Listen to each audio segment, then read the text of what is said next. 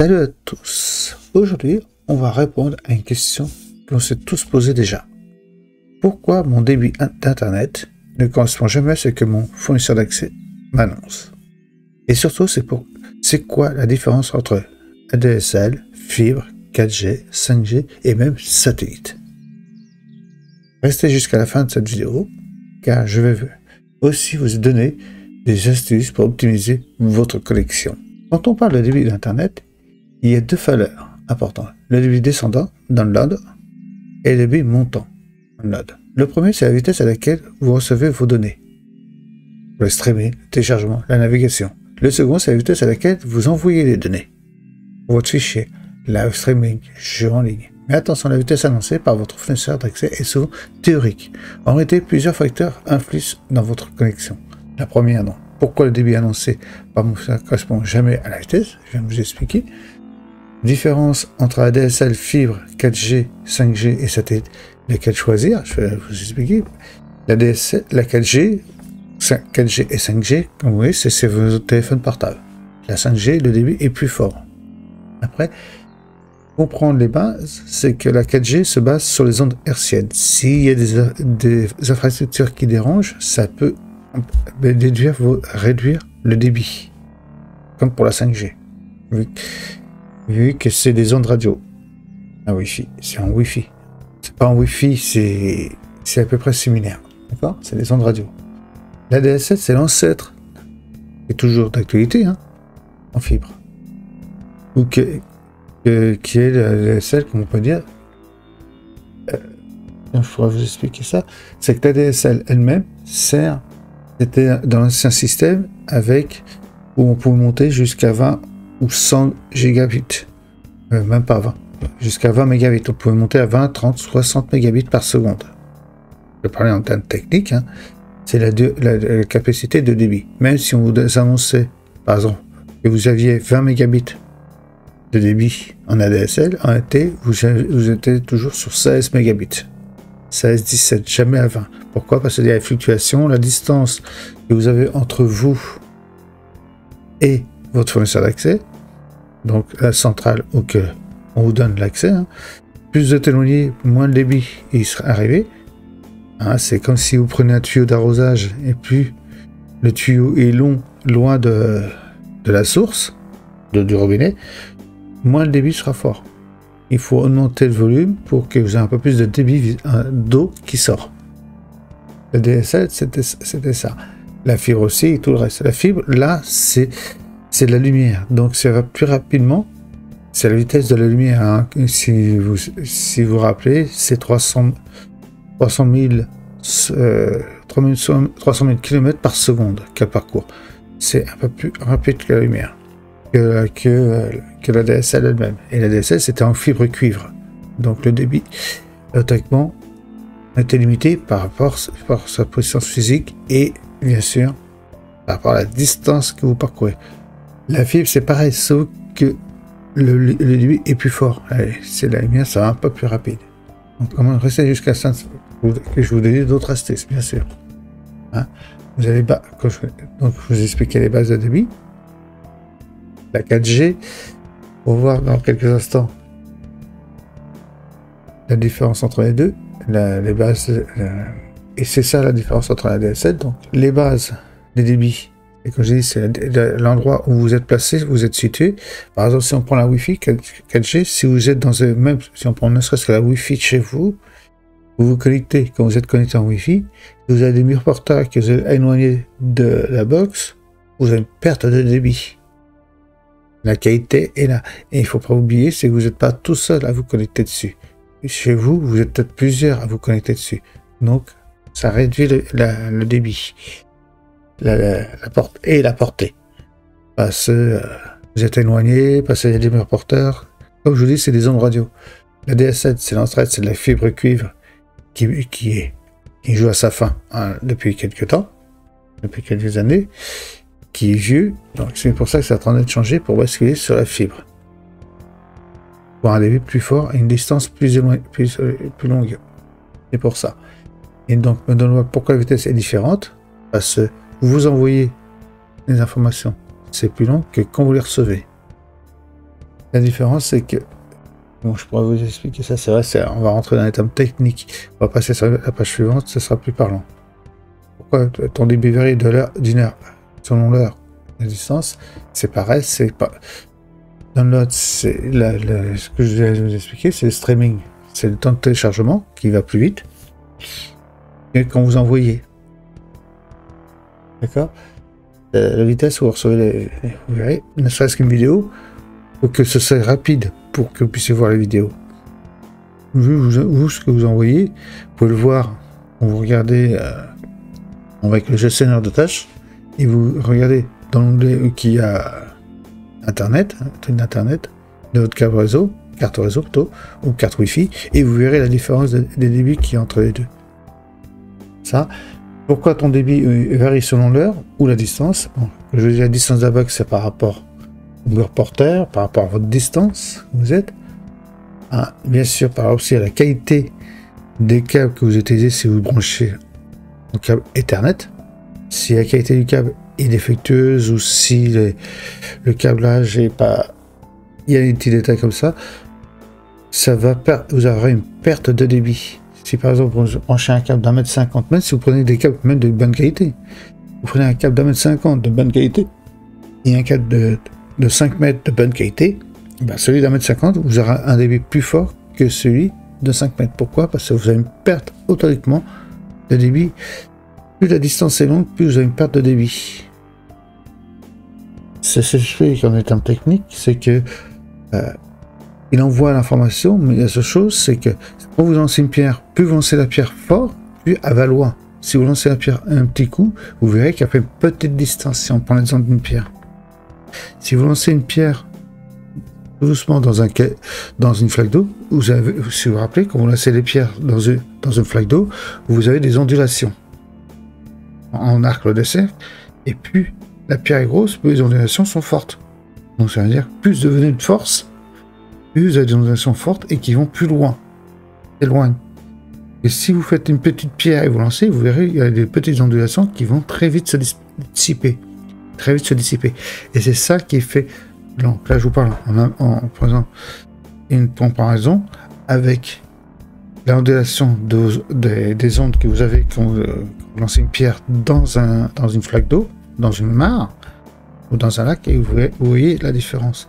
C'est plus le débit est fort, plus ça va. Plus on donne d'énergie, plus la pierre, quand vous lancez la pierre, plus vous donnez de l'énergie, plus la pierre va loin. Moins vous donnez d'énergie, moins la pierre va loin. Et le principe de la DSL fibre, c'est le même principe. Plus le câble est long, moins le débit ira loin. Si vous êtes par exemple, à 100 mètres de la centrale de votre fournisseur d'accès, vous aurez un débit plus fort par rapport à une personne qui est à 30 km de sa centrale. C'est pourquoi? Parce que ça serait de la centrale jusqu'à chez lui, il va y avoir plein de petits sous-emplacements de distance pour relayer le réseau, la connexion jusqu'à chez vous. Et tout ça, ça fait une perte de débit. C'est vrai qu'en électricité, si vous prenez plusieurs rallonges, vous les branchez l'une ou l'autre, vous aurez une perte vis-à-vis de l'électricité. Mais ce sera imperceptible par vous. Mais pour un débit réseau, quand c'est ultra sensible, ce débit-là, automatiquement, vous avez une perte. Plus vous êtes distancé, vous avez de la distance, plus vous avez une perte. Et pour la 4G et la 5G, pour le satellite, il peut avoir une perte suite à des nuages. Par exemple, si c'est très nuagé, les ondes vont avoir du mal à passer à travers les nuages pour arriver jusqu'à vous. Donc vous avez une perte de débit. La 4G et 5G, plus vous êtes éloigné d'une borne du réseau de votre fournisseur, par exemple Orange, Free, etc., plus vous êtes éloigné de ces bornes-là, de ces pylônes, de ces antennes, quoi. Plus vous êtes éloigné, moins le débit sera là. Vous le constatez quand vous allez dans une zone qu'on appelle ça des zones blanches, ou que la 4G, vous ne la captez pas. Vous voyez sur votre téléphone, même la 5G, vous voyez sur votre téléphone les barres. Plus vous êtes éloigné, plus ça. Vous pouvez être aussi dans des bâtiments qui bloquent un peu, sans le vouloir, par rapport à leur structure, par des murs porteurs du mur en béton armé, qui bloquent les ondes radio. qui bloquent la 4G, qui réduisent le débit parce que le mur est épais, etc. Ça réduit automatiquement le débit. La connexion, la distance et le débit. C'est ça la variable. Et en plus, comme vous le remarquer, et selon l'heure. Il y a des heures, par exemple, les heures creuses, on appelle ça les heures creuses dans la journée, vous êtes, ou dans la nuit, même dans la nuit, il n'y a personne qui va se connecter, vous avez un débit plus fort. C'est comme si vous prenez la route, quand vous prenez la route, plus vous éloignez, plus vous partez pour les grandes vacances. Donc, moins vous avez du monde sur la route. Ou même ne serait-ce que sans prendre les grandes vacances. Si vous sortez hors des horaires de travail, par exemple entre 4h et 5h, si vous sortez à 2h de l'après-midi, vous avez ça va circuler facilement. Vous sortez à 4-5h, vous tapez les bouchons. Donc vous êtes ralenti. Vous voyez, la variante de débit, c'est ça. Selon les heures que vous utilisez Internet ou quoi que ce soit, vous pouvez gérer plus ou moins de débit. Parce que ça veut dire plus vous êtes nombreux à utiliser Internet, dans la même période, moins le débit que vous recevez sera fort. Si vous êtes par exemple chez vous, vous êtes tout seul, allez dessus, vous aurez un bon débit, mais si vous avez vous, votre femme, vos enfants qui se connectent, le débit, et ce débit-là va être divisé par le nombre de personnes qui seront connectées, que ce soit en câble Internet ou en Wi-Fi. Et autrement, vous avez une perte de débit. Ça vous a plus de monde dessus. J'espère que j'ai été assez clair, compréhensible. Donc, vous voyez, pour vous dire la comparaison, voilà. Donc, voici une petite comparative des différents types de connexions que vous pouvez voir.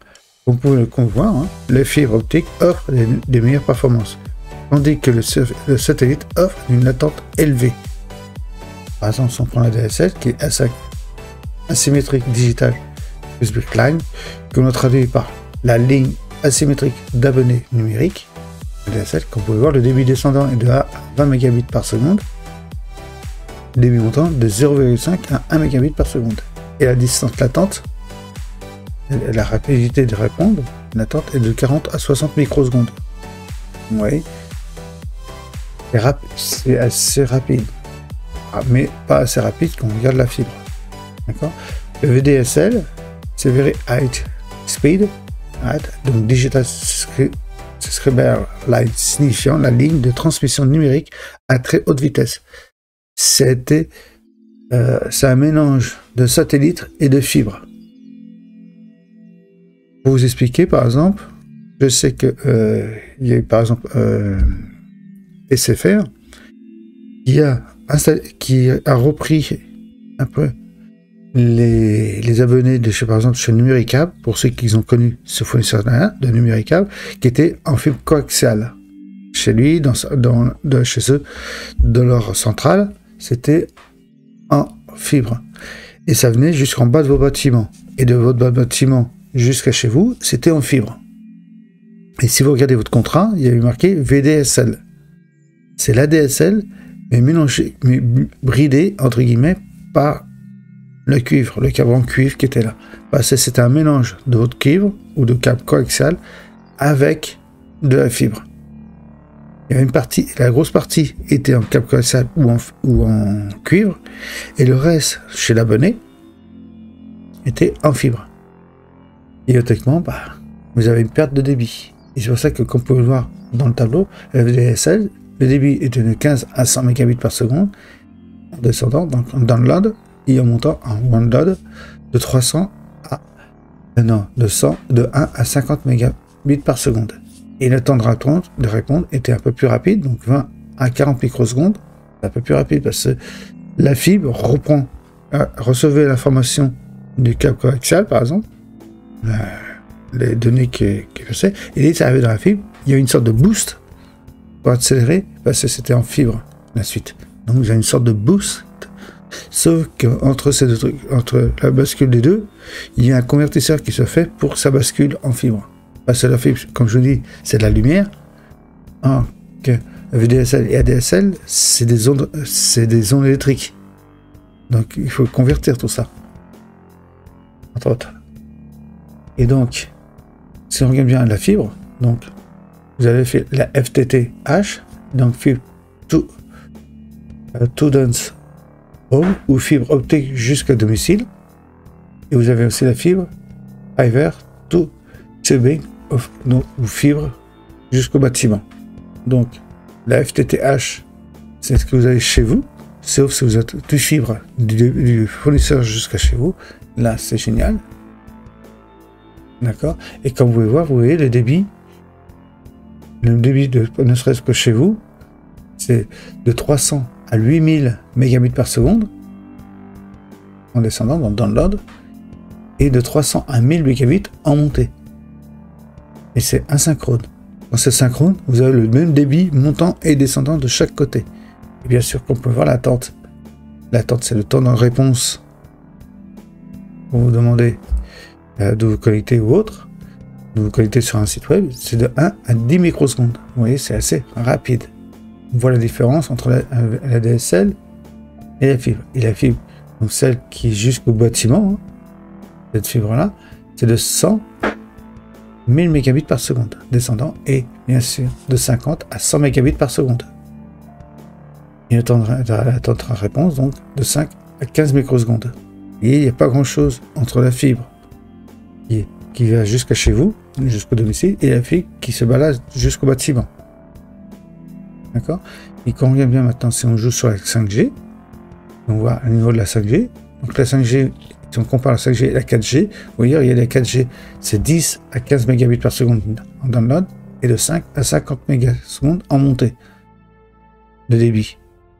Et bien sûr, le temps d'attente est de 30 à 50 microsecondes. Vous voyez, c'est à peu près la 4G, c'est à peu près la rapidité de la DSL. Et quand on regarde la 5G, il s'approche de la rapidité de la fibre.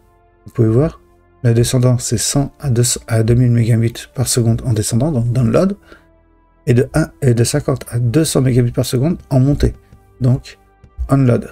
Et bien sûr, comme vous pouvez voir, la rapidité de réponse, c'est de 10 à 20 microsecondes. On voit bien sur la fibre, c'est de 1 à 10 secondes, là de 10 à 20 microsecondes. Vous voyez, la 5G un peu plus rapide. Les ondes de la 5G sont plus fortes. C'est l'histoire que je disais, l'école de la pierre, vous lancez plus forte. Plus fortement, autrement, ça va plus vite. Et regardez, vous voyez bien la satellite.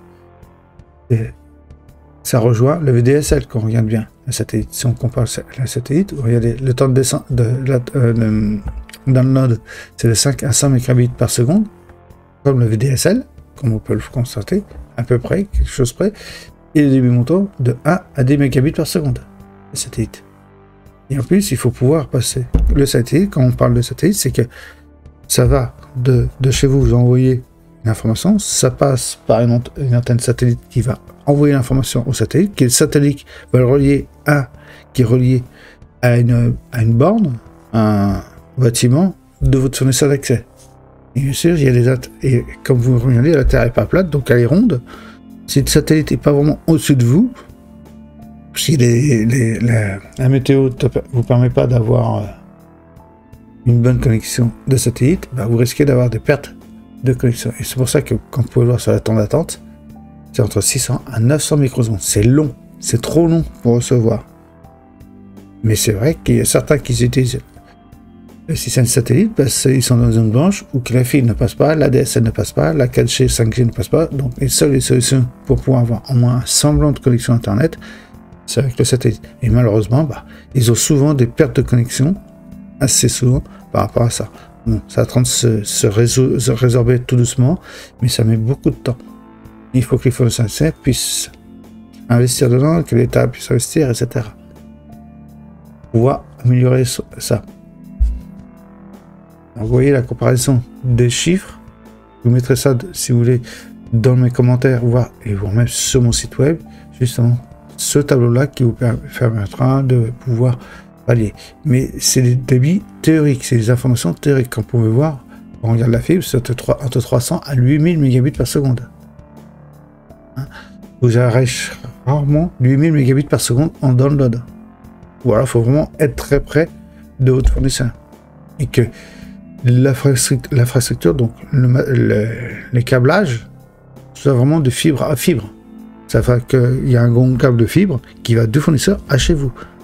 Pas en passant par l'intermédiaire de la rue, etc. Il faut vraiment ça. Vous voyez, c'est assez précis. Et automatiquement, vous n'aurez jamais, c'est pour ça qu'on dit que vous n'aurez jamais vraiment le débit exact de ce qu'on vous annonce. Quand vous pouvez regarder les comparaisons, là, même si on prend Free, je vois qu'il vous propose 8 gigabits, 800 gigabits. Voilà.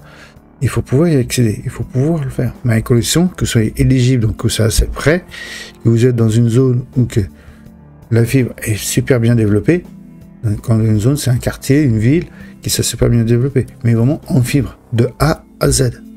Pas juste une partie coaxiale, comme le VDSL, une partie coaxiale et le reste en fibre, qui est la VDSL. Regardez bien dans vos informations, ça vous permettra de pouvoir comprendre les technologies et voir les débits que vous avez le droit théoriquement. C'est des comparatifs théoriques, hein. C'est pas, mais ça se rapproche de ça.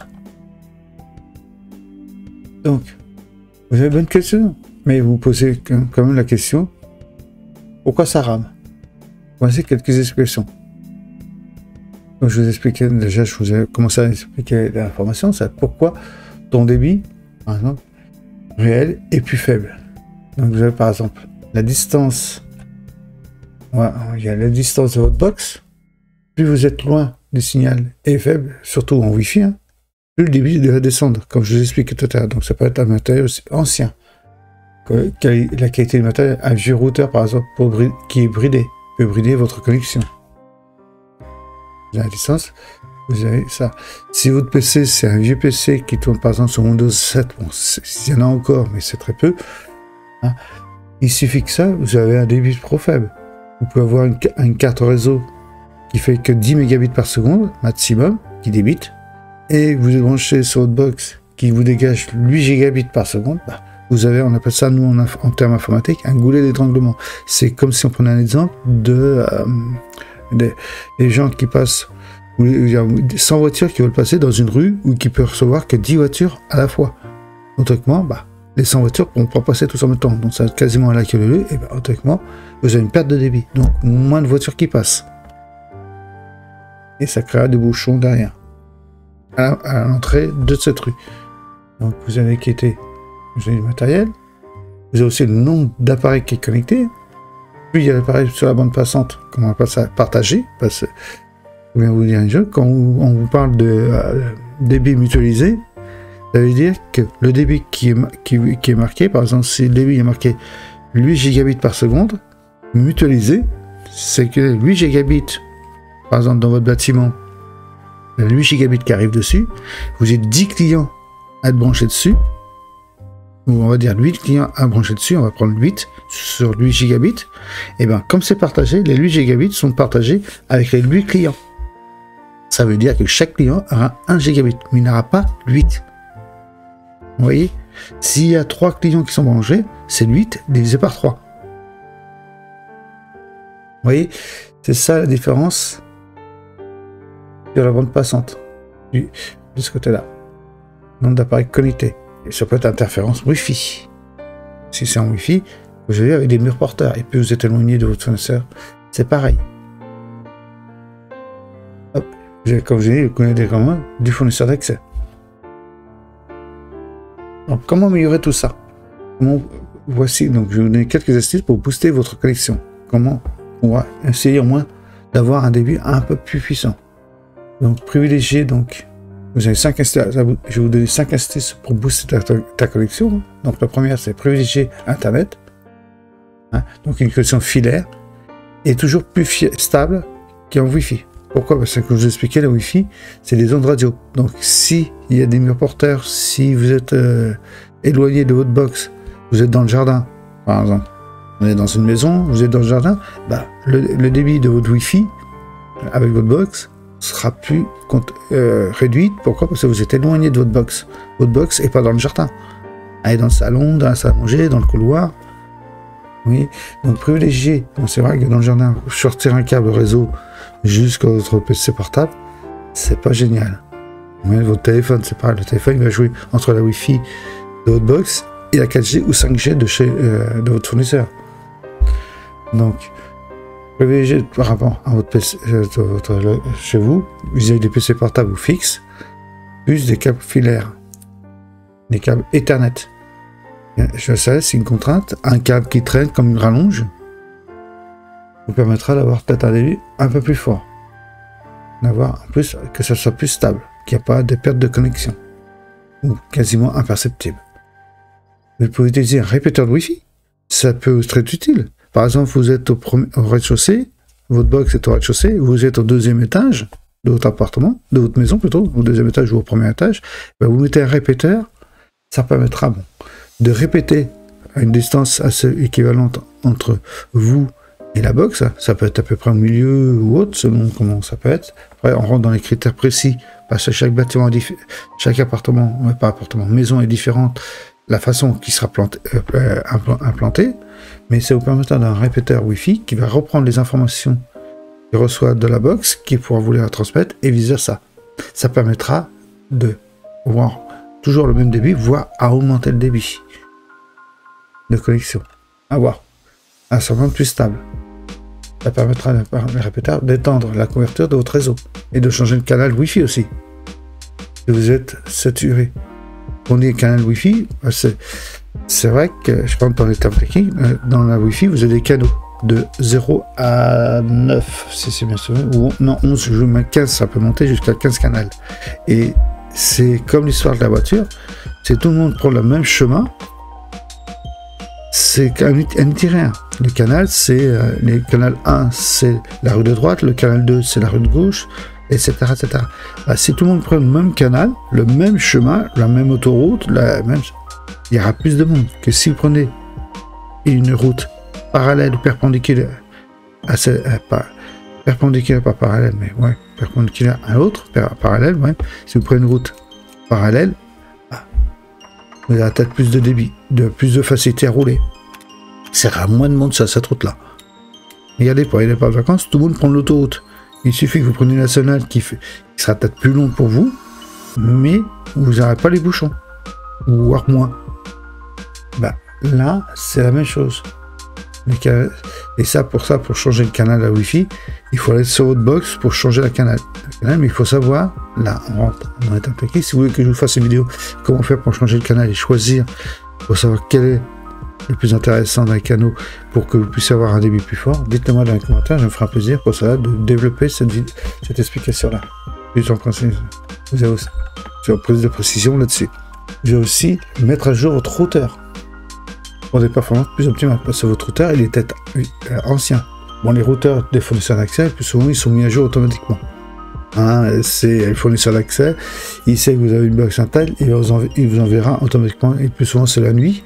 Ils font ça, comme ça qu'on se vous allez dormir, ça met à jour votre box, vous n'avez pas à vous inquiéter. Mais si vous achetez un routeur à part ou autre, bah, pensez à le mettre à jour. Ça permettra d'être plus optimisé. D'avoir peut-être un débit plus fort, plus de performance. Et bien sûr, dans le dernier cas, contactez votre fournisseur d'accès. Parfois, une simple changement d'offre peut résoudre votre problème. Vous avez pris une offre de 2 mégabits par seconde, et ça vous suffit pas, vous pouvez changer d'offre, avoir 8 mégabits par seconde, vous voyez, il y a une différence. Vous êtes en ADSL, vous passez en fibre, vous avez un changement de débit. Ça, vous voyez avec fournisseur. Il faut voir, c'est vrai, il y a tous ces critères-là, mais il faut voir. C'est la façon de mieux pour pouvoir améliorer votre connexion Internet. Il y a aussi, si vous ne pouvez pas faire par exemple la Wi-Fi ou passer un long câble aussi pour votre box jusqu'à votre PC portable, ça vous ennuie d'installer un long câble réseau, etc., avec peut-être plus ou moins semblant de perte de connexion.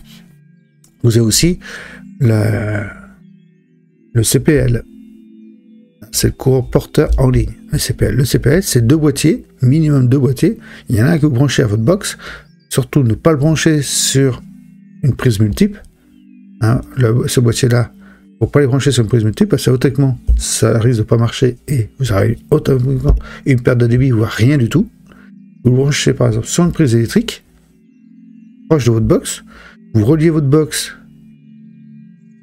à ce boîtier DSL, pas DSL, CPL, vous le branchez en câble Ethernet. Le deuxième boîtier, vous le branchez là où votre PC vous le mettez. En plus, les boîtiers CPL, vous pouvez les avoir avec le mode Wi-Fi dedans. Avec la fonction Wi-Fi. Vous le branchez aussi, c'est comme un répéteur, sauf que là, il sera là.